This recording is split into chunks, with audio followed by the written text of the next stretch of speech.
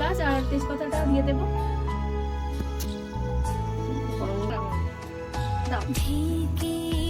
দেখতেই পাচ্ছ গাইস, এলাচ আর তেজপাতাটা দিয়ে দেওয়া।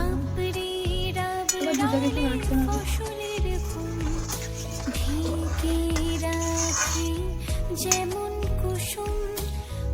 এবার একটা একটা করে পিঠে যেগুলো ছোলা হয়েছিল সেগুলো দিয়ে দিতে হবে। খুব সিম্পল ব্যাপার, পিঠে বানানো, বিশেষ করে পিঠে বানানো খুব কঠিন ব্যাপার না। তোমরা চেষ্টা করলে তোমরা পারবে।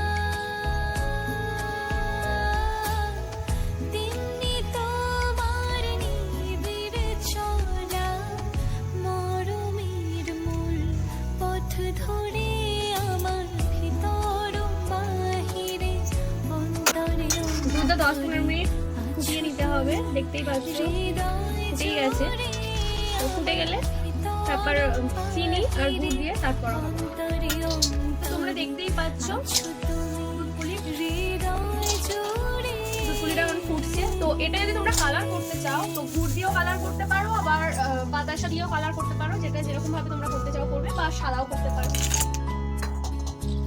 তো আমি এখানে বাতাসা দিয়েছি, খেজুরি গুড়ের বাতাসা, কালারটা আসে বেশ ভালো লাগে। এবার আমরা দিয়ে দেবো কালার করার জন্য। বাতাসা দিয়ে কালারটা অতটা আসেনি, তো তার জন্য আমরা আবার খেজুরি গুড়টা এবার একটু নাড়তে হবে।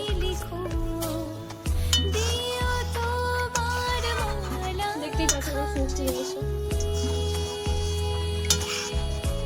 আমাদের দুধপুলি রেডি, এবার খালি নামাবার অপেক্ষা। দেখতেই পাচ্ছ তোমরা আমাদের আজকে পিঠের দুটো রেসিপি তৈরি হয়ে গেছে। একটা হচ্ছে সরু চকলি আর একটা হচ্ছে দুধপুলি। তো কেমন লাগছে তোমরা অবশ্যই কমেন্টে জানাবে, ঠিক আছে?